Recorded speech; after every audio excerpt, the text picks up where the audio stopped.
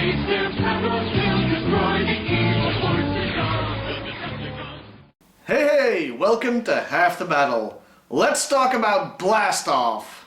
This guy was a Decepticon and part of the Combaticons team. This means he could join with 4 other robots to form one giant robot. He was... Dude, What? you know that's not what you're supposed to be talking about. Yes, I know. And that wasn't even a real blast-off toy. I know.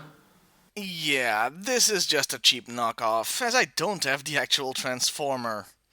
We're of course here to talk about the G.I. Joe character Blast Off, one of the Mega Marines. This figure... oh boy, where do I begin?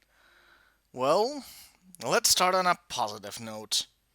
He has all original body parts. That's good, right? Oh, and I don't think the paint used to color the figure is very toxic. That's always important. So, alright then, there really are one or two positive things to say. I quite like the grey camo pattern you can see on some parts of the figure, and I also like the futuristic look of the toy. The annoying thing, however, setting aside the orange for a moment, is that all Mega Marines have a number on them for some reason. Like they're the freaking Thunderbirds. And now we come to his accessories. Ugh, once again, where do I start? Well, there's the horrible orange helmet and rocket launcher. Apart from the color, the helmet goes over his nose, so there's a real danger of it rubbing the paint off there. And he also has a bunch of generic guns. Joy.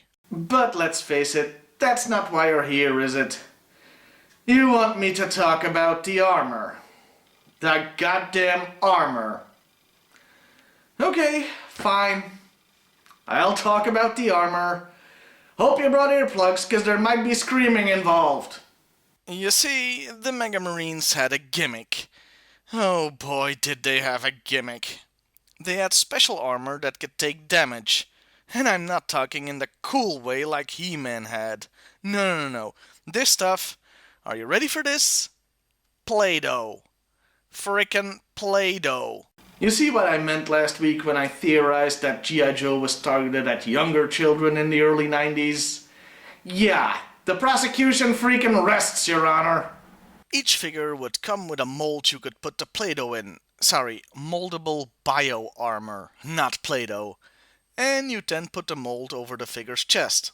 I'd show you the actual armor being made, but my quote-unquote armor has been transformed into a rock-like substance over the years. It still has that nice Play-Doh smell, though. And I wasn't about to go out and buy actual Play-Doh. That's where I draw the line for this show. Yeah, sitting in a bathtub and having ice-cold water poured over me, no problem. But buying Play-Doh? That goes too far. Hey, I'm just as surprised as you are. Before we check the file card, let's just look at the figure again. What would you guess this guy's job was? Considering the look, and not to mention his name, Blast Off. What springs immediately to mind? Astronaut, right? I mean, it's obvious. But nope, this guy was a firefighter. Yeah, I don't get it either. According to his file card, he's a firefighter. It's counterintuitive in the extreme. I'd speculate that this guy was originally meant to be part of the Star Brigade. You know, G.I. Joe's space-themed sub-team. But he has a number 2 molded on his torso, indicating that he was supposed to be a Mega Marine all along. So I don't know what happened. Maybe they retooled the mold at the last minute or something. But yeah, he was a firefighter. In fact, he was a great firefighter that single-handedly put out a forest fire once. So what does the Joe team do? Make him a Mega Marine's flamethrower guy. Instead of utilizing his great skills at stopping fires, they use him to start them. I guess it makes sense. A firefighting expert would know how to start fires too, but come on. And you wanna know why they made him the flamethrower guy?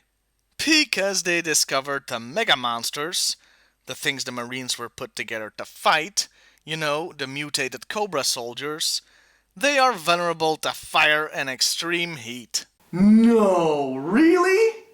Things are vulnerable to fire? Hey, did it take Army intelligence long to figure that one out?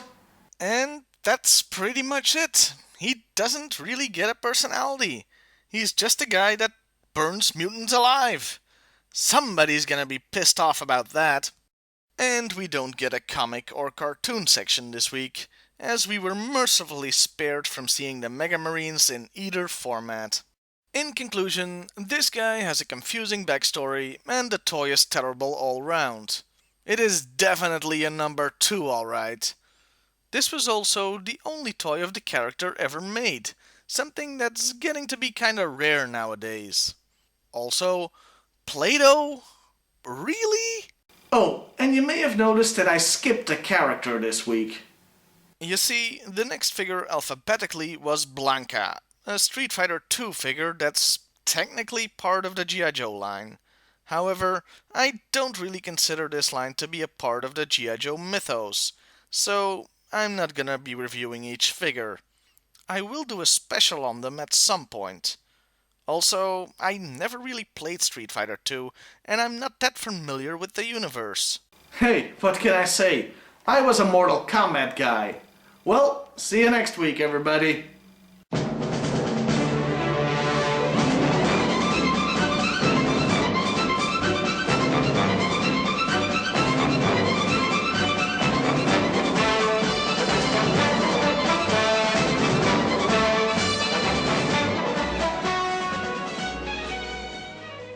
And your bollocks did up good, you did. Is that all Mega Marines have a number on them for some reason. It's like they're the freaking Thunderbolts. They're not the Thunderbolts. They're the Thundercats. They're not the Thundercats either, they're the, Thunderbirds. This is going well.